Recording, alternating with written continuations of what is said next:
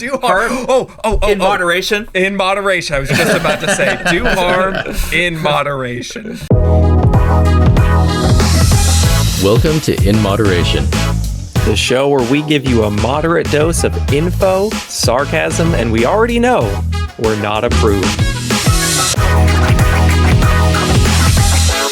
Welcome back to In Moderation. We're on episode 69 plus 14, I believe. You go with it, because I got no clue. And today we've brought on, so this is very special because he is a Canadian doctor. So all you American people, you know, who are like, oh, American doctors are out for the money and all that, I brought a Canadian on. So you can't use that excuse. Nope. They still will. Only for another couple of months. I mean, I'm sure, isn't that when Canada's being ushered into the United States? I don't know how long. Danger. Something like that. Oh, dude, did you see Carney and Trump? Every time Trump brought up the 51st state thing, Carney was just like, nope, never. And then he kept bringing it up, and he's like, no, just let it go. Not happening. Yep. I haven't seen much besides my daughter yelling at me and looking for toys and then finding other toys and then hiding those toys. That's pretty much all I see. Exactly. Sounds like my right. Cats. So, John, why don't you introduce yourself? I'm Dr. John on social media usually. I am a general internist in a major hospital, teaching hospital here in Canada. So I teach residents, work in a large hospital in the wards, as well as a pretty busy clinic, including immigrants and refugees. And online, I basically debunk misinformation, a lot of it relating to vaccines, COVID, and other health issues. There's definitely a lot of misinformation around vaccines, especially with good old Bobby Brainworm. Bobby. Yeah.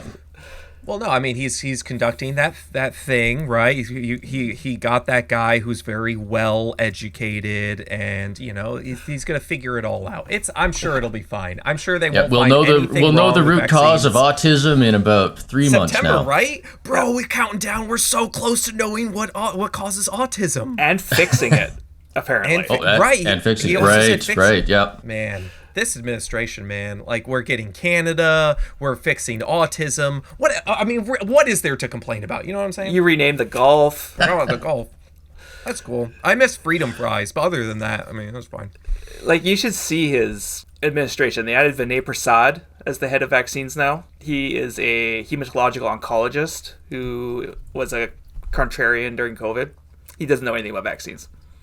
Of course. They added Tracy Beth Hogue to the ACIP committee, who is a physiatrist and has no idea about vaccines. They added, of course, Jay Bhattacharya in charge of the NIH, who is not a practicing doctor and is actually an economist. And they added McCarry's in charge of the FDA, who is a surgeon, who is the source of the medical errors, the third leading cause of death garbage study. Really? Yep. Wow. That's your A-team. What's Uncle Salmon? Isn't he part of it? Like, I feel like, I don't know what part, but I feel like he's part of it somewhere. And then, of course, RFK Jr. is the head of the whole thing. Oh, and Oz is the head of Medicare. Oh, that's right. Did you guys have Oz? And he was an important cardiologist, right? Cardiac surgeon. Cardiac surgeon. Okay, yeah. Sorry. Cardiac surgeon. So, there we go. Listen, we got the A-team. Yeah. My favorite episode of Dr. Oz is when you try to sell you a herb instead of thyroid hormone for thyroid problems. Oh, shit, that's great. How is that more natural? I liked, there's so many good Dr. Oz ones, but I like the green tea and like dark chocolate for like weight loss. Those are really good. I like those, the classic. And then he was like, some herb for hypertension, and I'm like, so after you do cardiac surgery on a patient, you recommend they take this herb instead of their blood pressure meds. You just rub it. You're telling you me? Just like rub it where like the cut was, and you just put it there. It just seeps in. Oh, I remember he did one on like saturated fat too. How like he got a little bit into the seed oils as well. Like even before the big seed oil thing happened, like he was before then, and he brought people on. Like, yeah, no, saturated fats are what you want. And I'm like, all right, this is gonna go awesome. I feel like we're always talking about how like big pharma wants to keep people sick. Like a cardiac surgeon telling you to eat more saturated fats might be a little on the nose for creating the problem and selling the solution, right? Exactly. He's like, oh, these bypasses are awesome, man. Like, You know how much one of those costs? it's great. Yeah. Oh, that's awesome. Well, yeah, I mean, so tell us about, like, vaccines. They're, like, super evil, and they're gonna, like, kill you or something, right? But I don't know much more. How big is the that. microchip that they implant? I actually had to do a video on that, of how the smallest microchip we have right now can't actually fit through the vaccine syringe. So I don't know how they're actually injecting it into people. Because I wish we could have, like, microchips that small that we could like, our animals with, right? Yeah, that would be amazing. There's some experimental ones, but they're not in mass production or anything now. So the actual syringe diameter that we use for vaccines, the microchip can't actually fit through it. I mean, like, what gauge of needle? I think it's 28. Yeah, that's a very small diameter. It's a pretty small According one. to them, that's what they say. But, like, I'm sure they're just pulling out whatever is in the drawer and they just throw it in there and see what happens. Of course. Yeah, the 12 gauge. I often get my vaccine shot with a 12 gauge needle. What are you talking about? Just like a skin biopsy. Oh, God. So, like, okay, so, like, I love I learned a little bit of, like, just, like, how vaccines started, like, the history of vaccines. And, like, so, it started with smallpox was like one of the first vaccines, or maybe the first vaccine, where like there was a guy, he noticed that there was these milkmaids and they had all these sores on their hands. He's like, what's up with those? And they're like, oh, we get this out when we're milking cows. And it turns out that was like cowpox. And so he was like, oh, he realized if people get cowpox, they can't get smallpox. So what if we just like give people cowpox, right? And I'm pretty sure like vaccine comes from like the word vacca, meaning cow or something like that. It's been a while since I looked it up, but there's something like that. And so he just started, it's like, hey, let's just give people cowpox. And I'm going to be honest, with this administration, I feel like we should just go back to that sort of stuff. Yeah. Like this whole like science natural shit. immunity. Yeah, natural immunity. Instead of going like, okay, we've distilled this and we've purified it and blah blah blah, all this science technical bullshit that no one cares about. Why don't we just give people like the disease like in a smaller amount and say like then you can't get it worse later in the future? I feel like more people would sign up for that. And there's actually some evidence that they did that even before, like in Russia during the plague and during smallpox. And there's some African societies that also would inoculate with like dead tissue from somebody that was sick. I heard one like in China, there was one they would like grind up the pox, like the actual, because the pox are like the things that are like on your body, right? They would like grind that up into like a dust, and people would either snort it or drink it, or I don't know how they get it into their body somehow, and that would like give them the disease. But like you only had like you had a much smaller percent chance of dying from cowpox than you did smallpox, and you're like, if I get smallpox, I'm kind of fucked, so might as well just roll the dice with cowpox and see how that shit goes. Well, but they even used the pus from smallpox in Russia. So people would die from that, but well, yeah. Well, not great. But like okay. We offer it as an alternative. Okay? For all the people like, I don't want to get the vaccine, we'll just give you straight up the disease in like a small... All right, there might be some ethical issues, but I feel like with our administration, we can bypass that sort of stuff, right? It's the more natural route. If we sell it as that, I think I think we could get these people who are anti-vax to sign up for just like getting the disease. And then they'd be inoculated in a worse way, but like kind of. I've seen them get there on Twitter. They're like, oh, vaccines are poison, blah, blah, blah, blah. Why can't we just give a weaker form of the disease to protect us and get natural? I'm like, you got there. No, you can't explain that to them. You can't explain that. You just work. Listen, you can't beat stupid. You have to just work with it. Like you've got these guidelines, right, that you're working around. Are the guidelines dumb? Of course they are. But we're working with them, right? So we're just like, you want the disease? Fine, line up. We got this kid. He's just gonna lick every single one of you, and then you go home and just wait. Exactly. It's like the measles parties and the chickenpox parties they used to do. Parties. Exactly. Do not do measles parties, by the way. Don't give people diseases on purpose. Is that what you're saying? Does that go against like the Hippocratic Oath or some stupid shit? Yeah, it's pretty unethical. It's pretty unethical, man. Fucking Hippocratic Oath, always ruining all the fun in medicine. It is. It's all these ethics keeping us honest. Harm, blah, blah. Wait, We're actually this is just completely off topic, but isn't it like the do no harm? Like isn't that an issue they're having with putting criminals like to death because they can't have like a doctor do it because the doctor like took the Hippocratic oath of like do no harm? Yeah, we can't do that.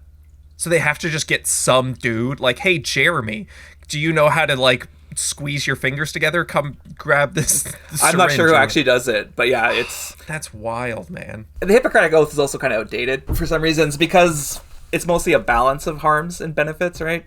Because if I give you chemotherapy for cancer, I'm obviously going to do harm. You're going to have diarrhea, you're going to get nerve pain, your hair is going to fall out, your white count's going to drop.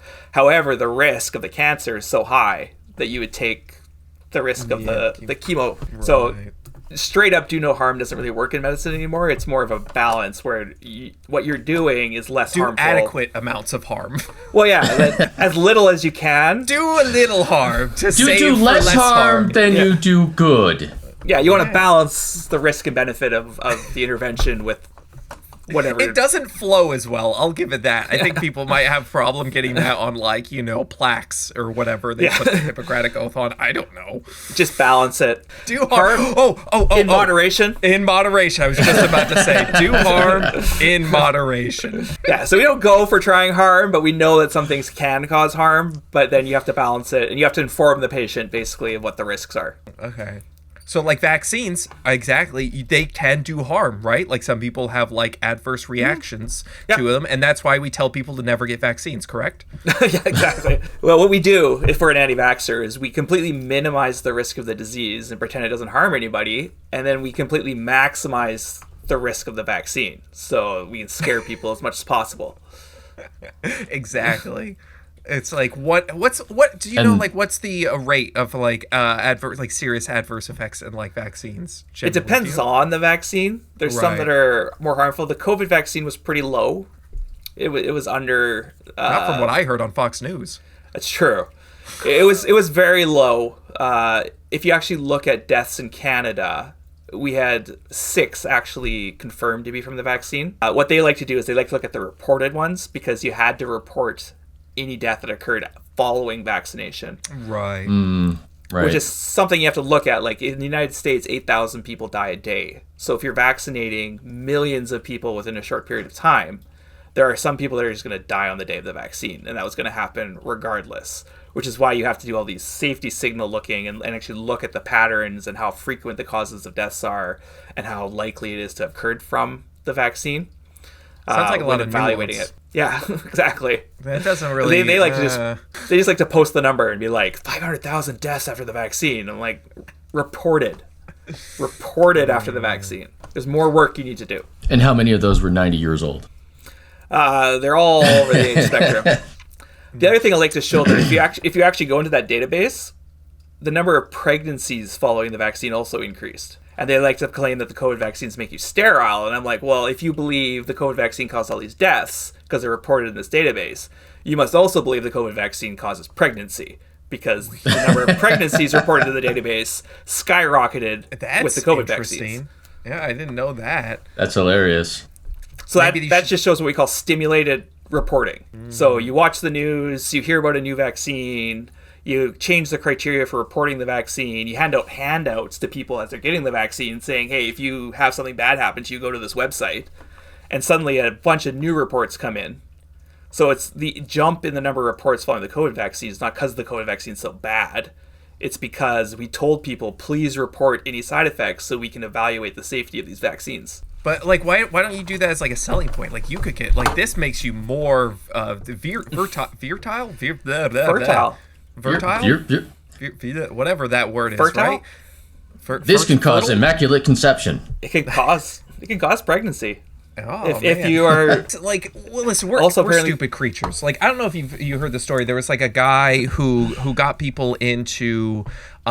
He was a doctor. I mean, this was back when doctors were like, I'm just a doctor. You just say it. And he would like put a goat testicle in people's scrotums. Like, this is a real thing that happened. Like, he wouldn't put it all the way in there. No, you got to look it up. It's a fascinating story. Like, because, goats are always like horny. right? And so like he would just sell people and like, look at the goat, you want to be more like, you know, like a goat, yeah. And so he would literally, mostly he would just like take the outer scrotum, just the skin, and just kind of place it in there, and he would tell them like, I'm hooking it up to all the hooks and levers and like all the things in there, but he didn't do any of that. He would just like, you know, just kind of, there, that's good, sew it up. And then he would like pay them to say that, you know, oh my gosh, I'm so much better, and blah blah blah blah blah. And then he put like so many goat testicles, you know, like little baby goat testicles. That's like, exactly what I'd want, is some rotting goat flesh to be placed into my testicles. It's thousands of people on that. If he can do that, sounds like a carnivore MD type thing. Yeah, I mean, we're not too far off. He did say like, if you eat, you know, a part of a animal like the liver, it heals your liver, right? So like, you know, that's not that far off. Yeah, he did. Like, yeah, no, he found it in an old German book. I don't know if you saw that one, but it was in an old German book. Yeah, If you eat like a heart, it heals your heart. Blah blah blah. I don't go to psychiatrists for medical advice. That's where you're going wrong. That's your problem. Physiology. My favorite consult from psychiatry is, please see this person for Hep A because they have blood work showing immunity to Hep A. And you're still polite and everything. You're like, okay, I'll go see them. I'll talk to them. We'll do the consult. And I'm like, yeah, she's from another country that has lots of Hep A and had Hep A as a child and is immune. You're welcome. Play the house music as like, you know, like, got this. But yeah, so my point was like, if we can get people, if they can get people to believe like goat testicles did that, like we can get people on board with like, take the vaccines and you're more fertile. Just saying. I think it would work. And the placebo effect is a strong effect. Hell yeah. Like, isn't the placebo effect still in effect even if you tell people it's a placebo effect? Even if you like tell them like, hey, this is placebo, it still works to some degree. That's how powerful it is. It can, yeah. And so the other thing that's powerful is the nocebo effect. Right. Because if you look at the COVID vaccine trials, there were a bunch of people that got saline that reported adverse reactions, right? Oh, okay, right. Because they thought they were getting the vaccine. Yeah. So they reported symptoms that could be consistent with the vaccination. Body aches, pain at the site, all these kind of common symptoms for post-vaccine. And saline also causes that, or no? No. Okay. Saline can cause harm, though, if you give enough of it. Well, yeah, I mean, water can cause enough harm. You drink enough of it. So, you know, it's kind of the name of the game. Which goes along with their, you don't use a proper placebo unless you use saline. Well, it's not true. It has to be inert at the dose given, which is a tiny little amount of saline. If you give aluminum or the adjuvant or anything else at that tiny dose, it's inert. If I give you enough saline, I can cause a metabolic acidosis. I can cause your lungs to flood with water. I can cause some people's sodium to drop. So it depends on the dose you're giving as whether it's inert or not. I don't know if there's a substance that's actually universally inert at all doses. That's fair. But I want to ask you, so like, what are the most common like concerns, I guess, you see with like the vaccines kind of in general? Like, it could be COVID vaccine, but just kind of in general with vaccine. Like, what do you have to go over all the time that you're like, fuck it, damn it, this again, holy shit. So like, I'm just kind of curious. The COVID vaccine's kind of fallen off, so I can do the ones that are kind of going up on the internet now. So one would be death post-vaccine, and for childhood vaccines, that would be SIDS primarily. So they try to say children who got vaccinated are at increased risk of SIDS, and that's been evaluated in multiple studies and not shown to be true. There are a lot of other risk factors for SIDS. I'm not a pediatrician, so I don't know those off the top of my head, but it's not associated with as far as I'm aware, like there's a SIDS isn't like fully under, there's like a lot of things, and we don't, we don't understand all of them, right? So like, it's just, it can happen. We're still like learning about that. The second one that's come around a lot right now, as we've seen with the HHS, is vaccines cause autism, which has been resurrected from Wakefield, who faked the data, had his license pulled, and had the study retracted. And then it has been evaluated up, down, sideways, backwards, inside out, and no association with autism has been found. So when you say he what they're going to do, data, they hired an anti-vaxxer to lead the autism study. He's going to do really bad methods. Mm-hmm. And what he's going to do is find that vaccines cause autism, and then they're going to pretend a single study can overwhelm the entire body of literature and prove that vaccines cause autism, even though it's going to be garbage. Right. I want to ask That's you what they're because like the vaccine causes autism thing, that's going to be a big thing. It's going to be a big thing soon. So I'd like to give maybe people like some information to kind of like look out for. So that you said I forget the guy's name who originally came up with the study, but like he faked the data. Can you give us like a dumbed down version? Yeah. Geyer or Wakefield? The guy, the original one that like was the huge like vaccines cause autism and freaked everyone out and then got retracted, like the original. Oh, one. Wakefield. Okay. Yeah, Wakefield. Yeah. Okay. So like you said, he faked so the what data. he did is he took kids. Yeah. So what he did, he took the history from them about onset of autistic type symptoms and when they got the vaccines, and he was actually working for a separate measles vaccine. Like he was trying to make that one sound safer, and then he changed the history so it sounded like the symptoms followed vaccination, when a lot of them actually, when they were questioned later, the symptoms actually predated vaccination, like warning symptoms that they probably had some form of autism. So he published claiming that all the symptoms showed up after the vaccine, when in fact a lot of the symptoms predated vaccination. And he kind of talked the parents into that, and it was a whole issue. So then the paper was actually retracted quite late. I don't remember exactly how many years it stayed up, but it was 5 or more years after it was shown to be, that it was finally retracted. I did not know that stayed up for that long. Yeah, it should have been retracted much sooner, but he lost his license and is no longer allowed to practice. He's been stricken off. Do you think they're going to do something similar? Do you think that's something similar going forward with this vaccine, or are they just going to really just like squint and look at the data and turn it a little bit and be like, kind of, if you do this? So there was one recent one that came out from another anti-vaxxer, I don't remember his name, that looked at the Florida data, and they basically went to the database, took people with autism or other diagnoses of neurodevelopmental disorders, and then looked at this database that kind of showed you were vaccinated or not, but didn't actually confirm you were vaccinated. He looked over codes. We give codes for basically every visit, especially because in the United States you bill for stuff. Right. So every visit gets a code. So he looked for codes that may have been related to vaccination.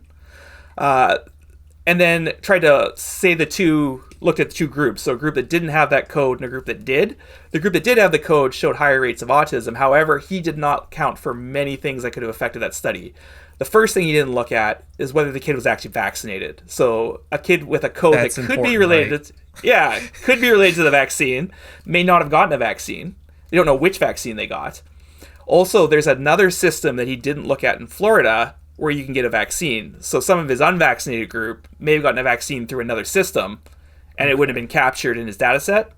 The last thing he didn't do is he didn't account for how often these people go to the doctor. So to get a code for autism, you have to go to the doctor with symptoms of autism, and the doctor has to do testing and say, yeah, you have autism, and now I'm going to assign a code to autism. If the parent doesn't see a doctor, despite the child showing some signs of autism, which can be subtle, like autism is a spectrum. Right. Not everybody is the stereotypical, what RFK Jr. likes to claim an autism person looks like. His like definition of autism was like wild, man. Yeah, he thinks they're all banging their heads against the wall, screaming, and nonverbal. Like that's what he thinks autism is. And they're not paying taxes. That's the most important part. Or they don't have to pay taxes. The autistic people are suddenly free. I don't. But yeah, they didn't actually So if the unvaccinated group doesn't see doctors because they don't trust them because of vaccines, then their children wouldn't get diagnosed with autism, so they wouldn't have a diagnostic code. That's the kind of study they're going to do. Where you think that's what they're going to do? Yeah, a bunch of confounders that are kind of brushing over that they don't account for. And then that's why they're pulling everybody's data. Yeah, there's going to be an association, but they're not going to be actually evaluate it properly. I feel like you can find a correlation between most two things if you just collect enough data and look at it. You can find pretty much anything you want. You saw the autism rate in organic food sales? Or like almost perfect correlation. There's also a correlation between the autism rate and the amount of videos that Liam has made. True. That's that. The other thing with I'm this, causing though, is autism. Damn. The autism rate likely has not increased that much. So there's 2 studies in the UK where they actually went back to adults that were not diagnosed with autism. And when you apply the new criteria for autism spectrum disorder, it comes out about 1 in 40 to 1 in 30 in that group of over 60-year-olds. Which is the number they're quoting now, about 1 in 35. Now, it changes by population. Some groups are higher risk, have more autism. Some have a little bit less, so it'll bounce around. But if you apply the new criteria to old populations that were never diagnosed, they'll come up with numbers that are pretty similar to today. There might be small increases from some risk factors, like Maternal age is related a bit to autism, and families are delayed in places like the United States. Like women do a career first and then have kids. Like so, there are some factors that could mildly increase the autistic rate, but it's not like what he's showing. Like, yeah, right? Because like when I was a kid, diagnosing for autism wasn't really a thing. Yeah, it would be the ones that stereotypical RFK Jr. thinks are autistic. Like it's really obvious that they have autism. Yeah, but they wouldn't back look in at the day. somebody We just didn't who call has them any. really We just called mild them like symptoms of kooks autism or weird or whatever. We were just like, yeah, no. Yeah, there was also I was just the weird kid. Yeah, there's a diagnosis known as pervasive developmental disorder, and that doesn't exist anymore. That was folded into autism. Okay, I didn't know that. And Asperger's obviously doesn't exist anymore because he was a schmatzi, and his name got taken off. I heard it wasn't. That's diagnosis. why. We've been I didn't know stripping why. the schmatzis of all their diseases. I didn't know that was why Yeah, we don't have that anymore. He was a schmatzi, so he experimented inappropriately on people to come up with that, unfortunately. Interesting. There's another one called Wagner's, who was also a Nazi, so now it's granulomatosis with polyangiitis. I definitely don't miss the Asperger's because then, especially with South Park, Right. when they started really digging into autism, I kept getting you got Asperger's. Of course. Classic. Okay, so that's that's the that's other what you big myth expect that's going around right now. Okay. Yeah. Okay. The other big myth is that you don't need a Hep B vaccine as a baby. That one comes around a lot. You heard that one?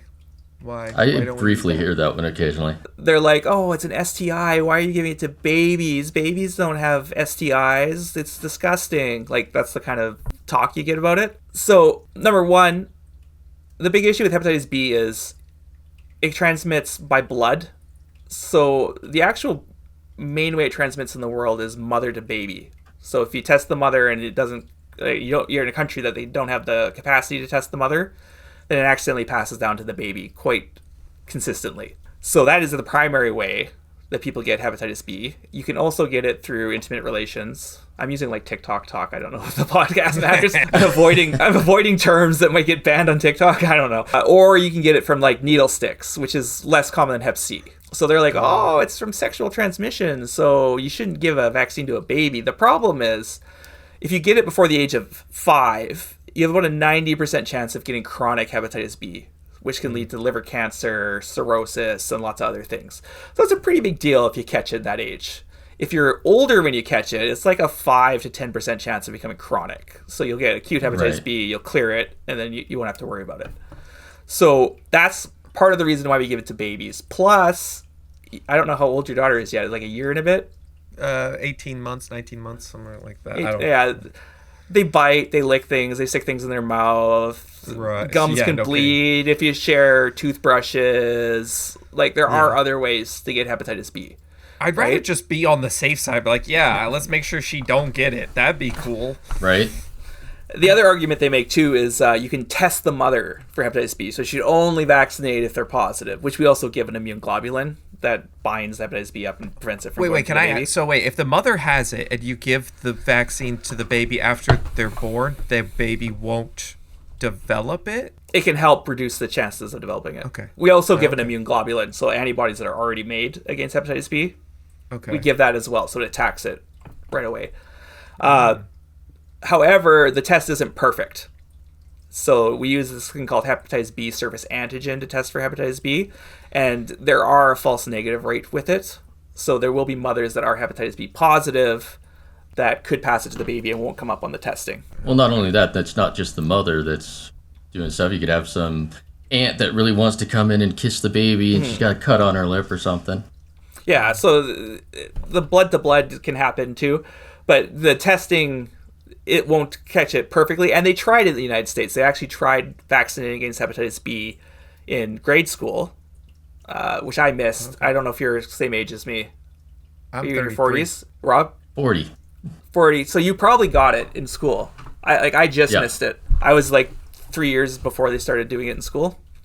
I'm still vaccinated. Like, I got it after. But so they tried that, and there was still vertical transmission within the United States. So then they moved it to birth because the woman's in the hospital, the baby's in the hospital, the vaccine's right here. We're not going to forget about it. Let's give the hepatitis B vaccine to your child. And it actually reduced the rates of hepatitis B transmission in the United States even further.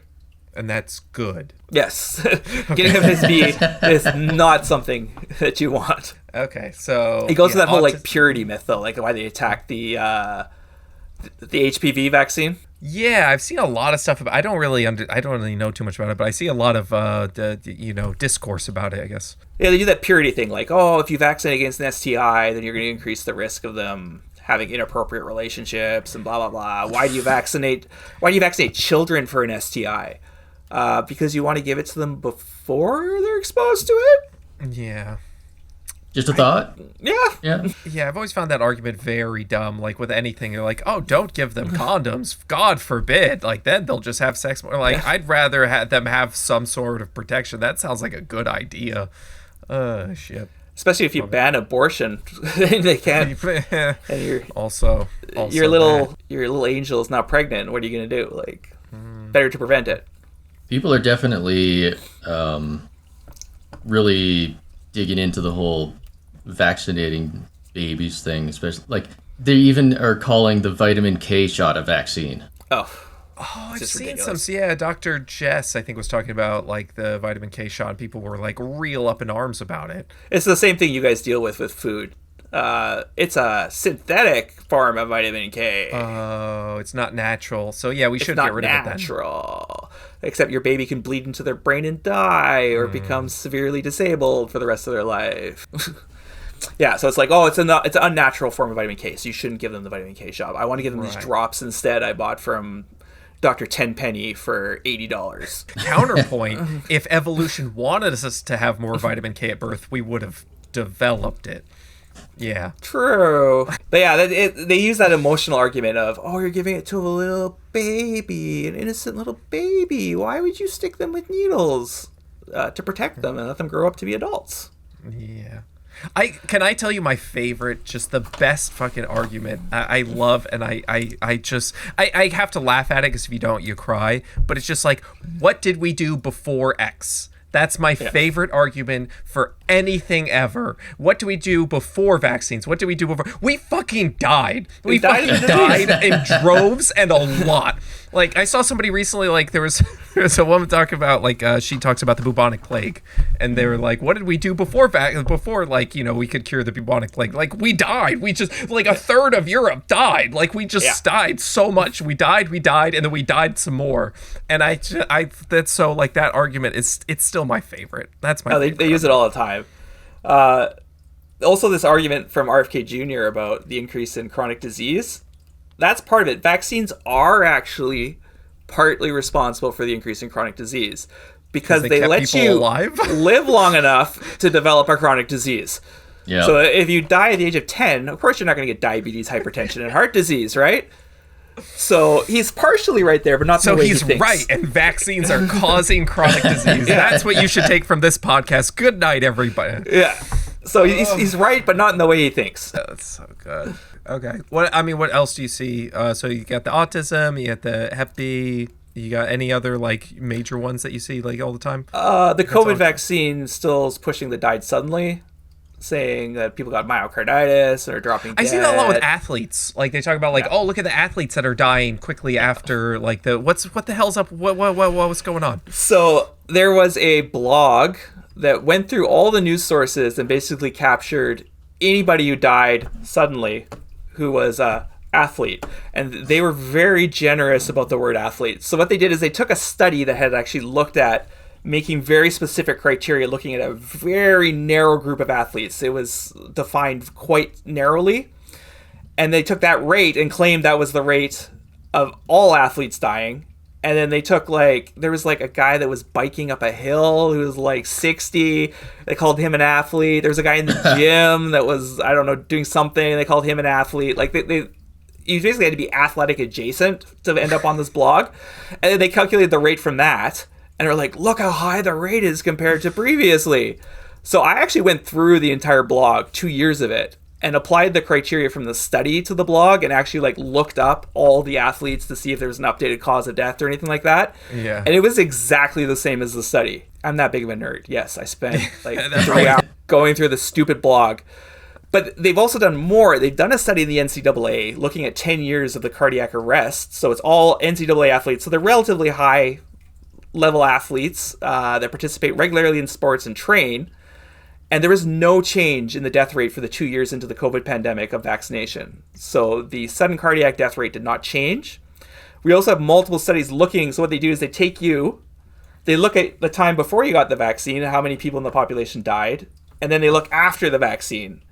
And you serve as your own control. So, okay. And then they see if the more people were dying in the time before than after, and it was exactly the same in young people. So there's no signs of increased death post-COVID vaccination. Now, there have been a few people that have died post-COVID vaccination, but it's not enough to actually raise the rate. So as we said, there were 6 in Canada. That was from the AstraZeneca vaccine, that clotting problem where the platelets dropped.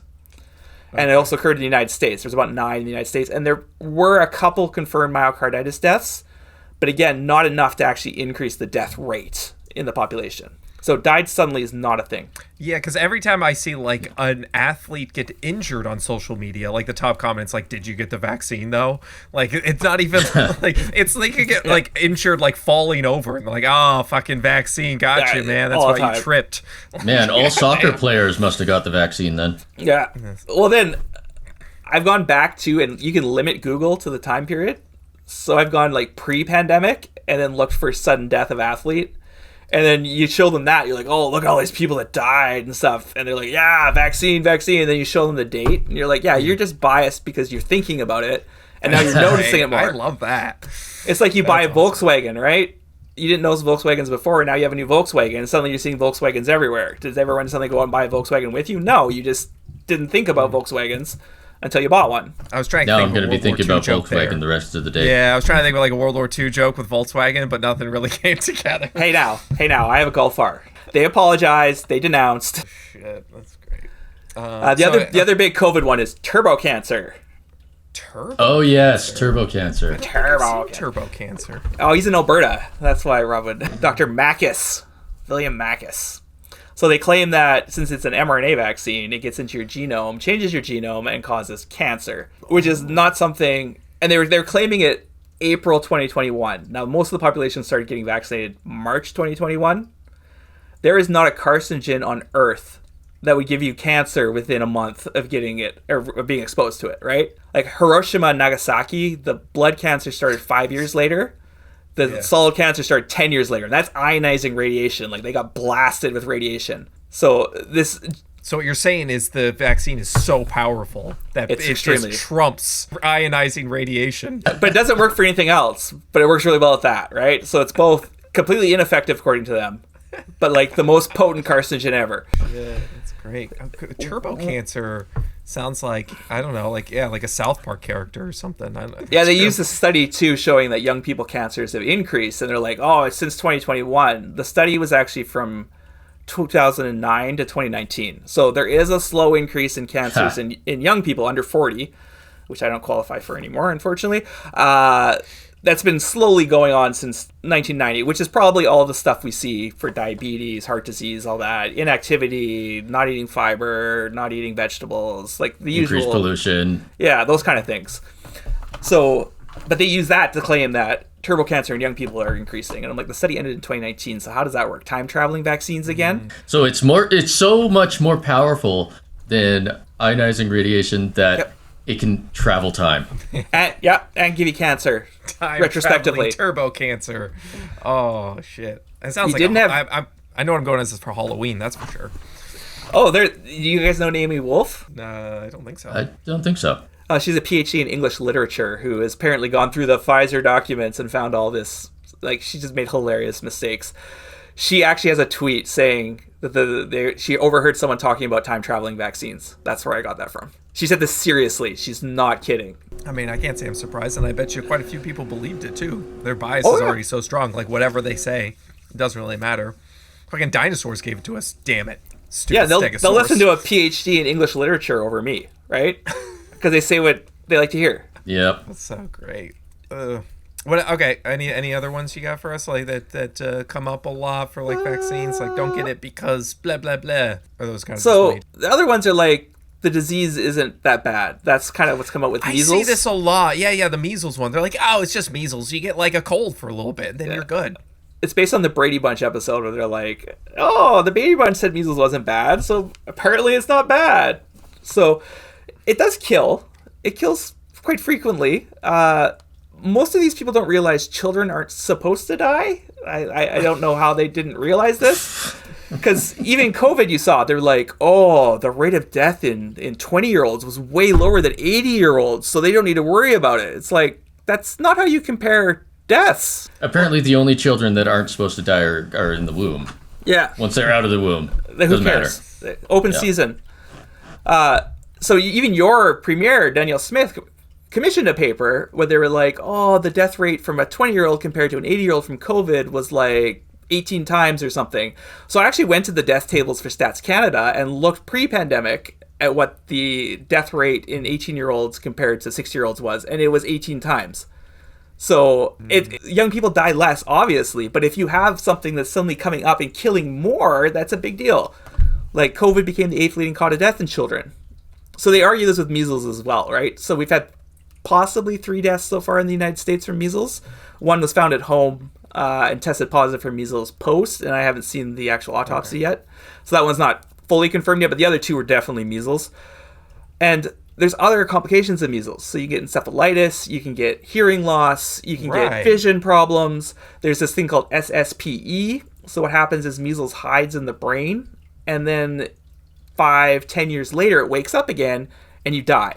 So your brain deteriorates over weeks, and you die. There's no treatment. There's no way to prevent it. Wow. There was one way to prevent it. And the one way to prevent it is to get vaccinated and not catch measles. But so these children can just suddenly die 5-10 years later and not realize that they're at risk for this. Damn. So that's what they argue. They argue, oh, but the death rate's only like 1 in 200. That's not that big of a deal. Before the vaccine, there weren't that many people dying, only this many a year. Like, they keep doing all these ridiculous things. The other thing they love to do is they take the cause of death and divide it by a huge population. So if I take the number of people in the world who die of cancer and divide it by the population of the world, I'm going to get a really tiny percentage, right? And then I'm going to be like, well, we don't need to worry about cancer. Look how tiny the percentage is. That's what they do. So they don't actually look at the rate or anything like that. Even to me, 1 in 200 seems like a lot. It is a lot. Like if you have like thousands or millions of people getting, an infection, a disease, whatever, that adds up pretty fast. Yeah, I think in Samoa, which was that outbreak, we can't say too much about it because RFK Jr. has actually sued people over this, but in Samoa, where the outbreak happened in 2019, their death rate was about 1 in 80. So they had quite a few people die of measles during that outbreak. Yeah. If the United States numbers are correct, they're at about 1 in 200 right now, if all 3 deaths are due to measles.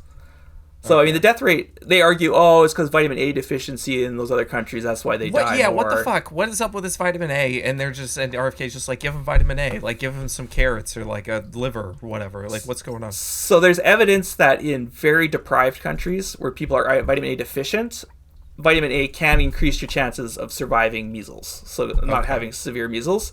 However, the United States, even though there are some nutrition problems, it's not really a deficiency of vitamin A. So most people in the United States aren't deficient in vitamin A. So adding extra vitamin A is actually causing toxicity problems. So they've had people admitted to the hospitals with vitamin A toxicity because it's a fat-soluble vitamin. It's part of the ADEK ADEK, and you don't get rid of it very easily.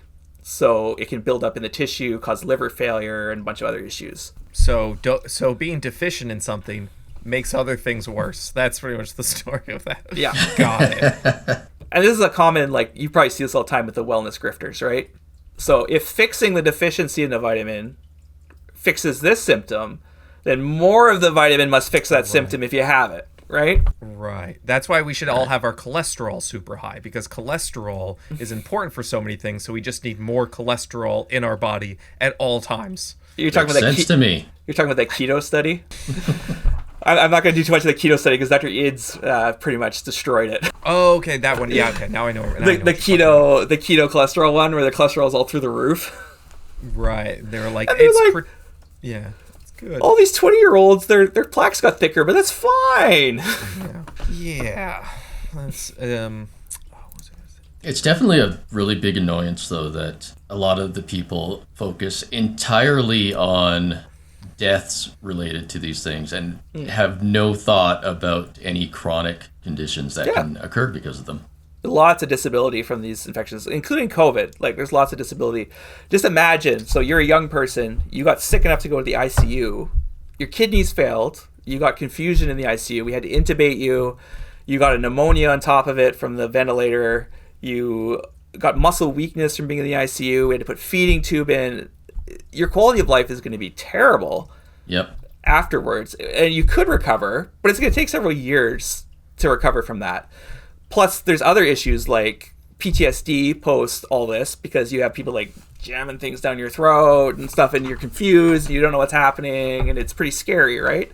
So there's lots of issues that can come out of this, and also lead to an increased death rate afterwards as well. Like, people that have kidney failures are at increased risk of death years later. So they don't realize all these other things that happen. So just because you didn't die within 14 days of having your COVID infection doesn't mean that COVID didn't have a huge negative impact on your trajectory in your life. And the one I always hear is like, well, that disease isn't around anymore, so why protect against a disease that's no longer here? Polio? Yeah, polio's gone. We don't need the polio vaccine anymore, right? So there's several issues with this argument. Number one, they say, oh, we still vaccinate even though the disease is gone. Well, how many of us have gotten the smallpox vaccine? Not that I can remember. I didn't. I got cowpox. You're younger than me, so you didn't. So once it was eradicated, so off the earth, no longer spreading amongst people, then we stopped giving the vaccine. Okay. Polio is not eradicated. It's eliminated from the United States, meaning that it's not transmitting locally in the United States, but it's still elsewhere in the world transmitting. So people can travel. Polio is a very long incubation virus, so it can take weeks before you start shedding enough to send other people and you don't realize you have it. So you can travel and spread it and all those different things. So we still give the vaccine because let's say somebody comes into the country, even with measles, like measles is super infectious, right? It's got an R naught of 16. So R naught means on average, how many people the one infected person is going to infect. So 16 is through the roof. COVID was like 2, right? So 16 is really high. So if somebody comes into your country and nobody's vaccinated, it'll infect 16 people, infect 16 people, infect 16 people, infect 16 people. If people are vaccinated, there's still a barrier there, right? So you may infect a couple people that have been vaccinated that maybe are a bit weaker immune system or just got a huge load of the virus from you, like you coughed right in their face or something. But those people won't develop as much sickness or as much shedding, so they won't spread it to as many people, and those people are also vaccinated. So you can see it just kind of peters out, right? You can't actually establish it back in the population. The other thing that SHIELD does is there's this guy back here who can't get vaccinated. He's immunocompromised. The measles vaccine is a live vaccine. I can't give this person a live vaccine. So if he's living in a population with nobody vaccinated, it spreads, it gets to them, right? And then they get sick and they have no choice. They're going to get sick. If people are vaccinated, it peters out and then it can't hit that person who's vulnerable, right? But that's practically medical socialism. It is medical socialism. So we can't have that in America. They like immune capitalism. If you work hard enough, you do CrossFit, you eat clean and paleo. You get your liver supplements in the mail sent to you for $200 a pop. Then you worked hard, you boosted your immune system, and you're going to dominate. So that's immune capitalism. I don't survive diseases. What did you? I destroy them. No, I was just gonna ask, what's so like with herd immunity? Like, I know there's a percentage of the population that has to be like vaccinated before like the disease wouldn't really spread. Like, what percentage of people need to be like vaccinated? It depends on the disease. So it depends on the R naught of the disease and how infectious it is. So one of the big ones we get is the COVID vaccine didn't work because it still spread despite people being vaccinated. Which is correct, it did, and some people in the media actually overstated the vaccine stopping COVID, right? Like Rachel Maddow, they always put these clips up. So what happens, the difference there is polio, measles, those are all long incubation viruses. So they get into you, they got to grow, and then you get symptoms and start shedding it to people. So in that case, when you get a vaccine, you make antibodies, but you don't want to continuously make high levels of antibodies because then your body would gummed up with proteins, right? So you assign some cells to be like, hey, if this comes back, it's your job to suddenly make a ton of antibodies against this. That takes a little time. So with a long incubation virus, if you've been vaccinated, those cells can wake up in time while it's growing and growing and growing and make enough antibodies to kind of stop it from causing symptomatic disease. In a short incubation virus, which is influenza, COVID, the incubation is like 5 days for COVID, your body can't build the antibody response up again. So if you've recently got vaccinated, you'll have tons of antibodies circulating because you just had the vaccine, and you can block the virus from infecting you. Later, months later, you're not going to be able to block the virus as well from infecting you, but before it can build up and cause severe disease and put you in the hospital or kill you, you'll get that antibody response, and it will stop the disease from being severe. So that's something a lot of people don't understand about. So with herd immunity, it's easier to get herd immunity with a long incubation virus because you can protect people against symptomatic and shedding disease because the antibody response can build up. So that'd be like polio, measles, pertussis, those kind of diseases. Whereas with a disease like COVID or flu, it's hard to stop it in its tracks because your antibody response takes a little bit of time and people will still catch it, but they won't die at the same rate from it. And that's also part of why we had to get a new shot every year. Yeah. Plus the variant also makes the antibodies stick less to it. So it still can stick to it, but not as many spots, and your bodies aren't as good at eliminating the virus. I thought the main reason we got the boosters is to give people an insult to give against us. Like, I bet also, you're on your 5th booster. It's also to give pharma the money, right? And me, apparently. Even though I don't actually administer the vaccines, apparently I was paid for everyone. Yeah, You must be rich. Yeah. That argument's never going to go away. Yeah. Just like you paid for this or whatever. Anybody who like disagrees with them, whether it's on vaccines or I don't even aspartame or whatever it is, yeah, you're just paid by big blank. It does, and then that's enough for I would say like 70% of the people who don't like it to be like, yeah, there you go, done. Yeah. The funniest thing was, my province did put a code in for counseling people about vaccine hesitancy that you paid. I don't remember how much you got paid for. I only found out about it because an anti-vaxxer posted it and said, well, you made all this money. And I'm like, it was 3 years in. And I'm like, I counseled so many people. I could have made a lot of money off this code. And I totally didn't. Thanks for showing me now. So basically for vaccines in Canada, we only get paid for the act of administering an intramuscular injection. So whatever's in the syringe, if I prep your site, stick something in your muscle, I get paid a flat rate regardless of what I give you.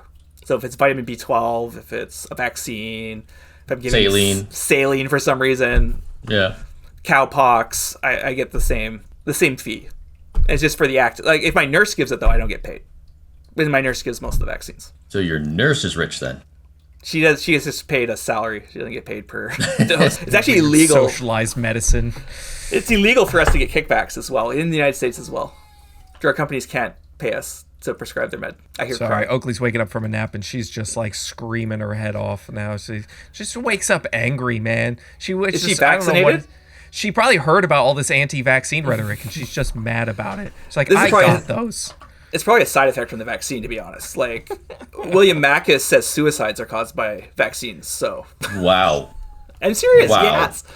It's ridiculous. I hadn't heard that one. No matter what disease you say, they're like, oh, that's caused by vaccines. Yeah, pretty much. Seems no matter what, way, right? There's a recent study out of Florida where they did a negative control for vaccines, and they used suicide because they wouldn't believe any other disease couldn't be caused by vaccines. Wow.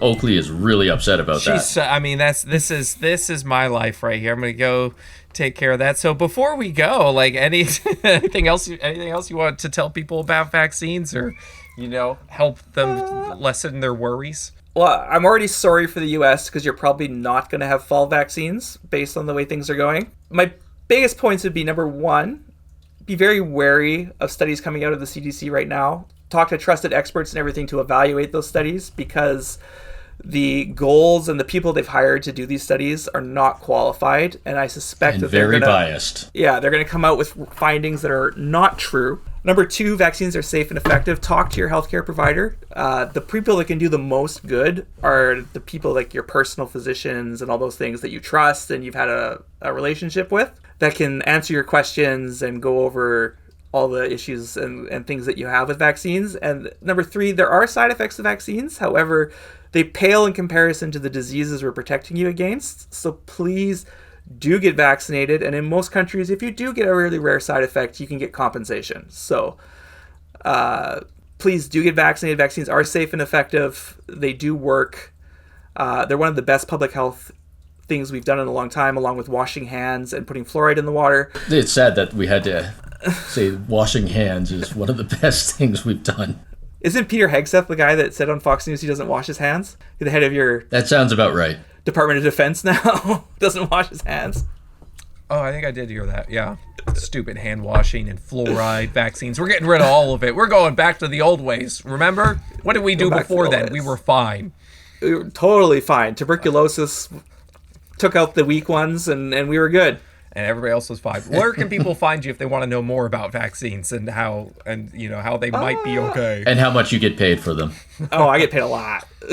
I'm on almost everything. I'm on I'm on TikTok at Dr. John L. I'm on Instagram and Threads, Dr. John LX. I am on, don't go to Twitter. I'm not going to advertise Twitter. I'm on Blue Sky as Jonathan Laxton. And those are my main ones. All right, then. I think Liam has a screaming child to get to. Yeah, I'm going to go not be my worst and try and do what I can here. No promises, because it's probably still going to be rough, but we do it anyway. I do have a question, though. When you put her down for a nap, do you say, "Okay, bye"? She hasn't learned really many words yet. Pretty much the only thing she knows is rubble from Paw Patrol. She says rubble a lot. And that's pretty much... She's going to start saying, "Okay, bye" pretty soon. Honestly, Oakley's just upset that you didn't give her the middle name Danger. All right, you cut out. I can't hear you. I gotta get out of here. She's getting mad. Hey, wasn't that a great time listening to the podcast? You were just, I'm assuming you were just listening to In Moderation. So if you go ahead and hit the 5-star button, is that a thing? The like button? That's a thing. No. Yep. The like button 5 on YouTube. stars. If you're on YouTube, hit the like button. Not the dislike button. That's a bad button. The Bad like button. button. Don't touch. Hit all the other buttons. The share. You can go check out all those things. Subscribe. Go check out our Patreon. Yeah. We do have a Patreon. It's free to join if you want, or you could give us some money. That'd be really cool, like $1 or $2. It doesn't matter. Whatever you have. That's where you'll find all the news for this. We're super appreciative. You can find all sorts of other stuff there. We do giveaways, I think, sometimes. Sometimes. All that good stuff. Yeah, absolutely. Yeah. So, peace.